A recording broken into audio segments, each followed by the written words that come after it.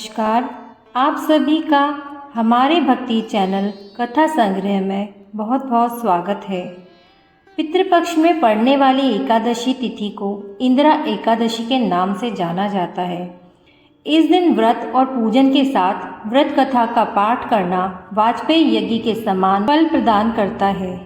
इंदिरा एकादशी का व्रत विशेष रूप से पितरों की आत्मा की शांति के लिए रखा जाता है। इस दिन व्रत और पूजा के साथ पाठ करने से वाजपेयी यज्ञ के समान फल मिलता है। इंदिरा एकादशी व्रत कथा का वर्णन महाभारत में स्वयं भगवान श्री कृष्ण ने किया था। आइए जानते हैं इंदिरा एकादशी की व्रत कथा। सतयुग में महिष्मती नाम की नगरी में इंद्रसेन नाम का प्रतापी राजा राज्य करता था। एक समय जब राजा अपनी राजसभा में सुखपूर्वक बैठा था, महर्षि नारद आकाश मार्ग से उतरकर वहां आए। महर्षि नारद बोले कि हे राजन, आपके राज्य में सब कुशल है। मैं आपकी धर्मपरायणता से अत्यंत प्रसन्न हूँ। तब राजा बोला, हे महर्षि, आपकी कृपा से मेरे राज्य में सब कुशल पूर्वक है।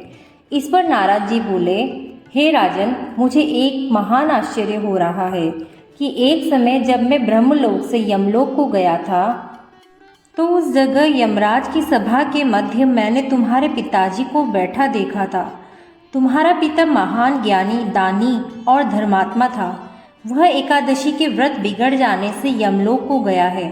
तुम्हारे पिता ने मुझसे तुम्हारे लिए एक समाचार भेजा है कि यदि मेरा पुत्र इंद्रसेन अश्विन मास के कृष्ण पक्ष की इंदिरा एकादशी का व्रत करे और उस व्रत का फल मुझे दे दे तो मेरी मुक्ति हो जाएगी। इस लोक से छूटकर मैं स्वर्गलोक में वास करूं। जब राजा ने महर्षि नारद जी से ऐसे वाक्यों को सुना तो उन्हें महान दुख हुआ और इंदिरा एकादशी के व्रत की विधि पूछने लगा और व्रत करने का संकल्प लिया।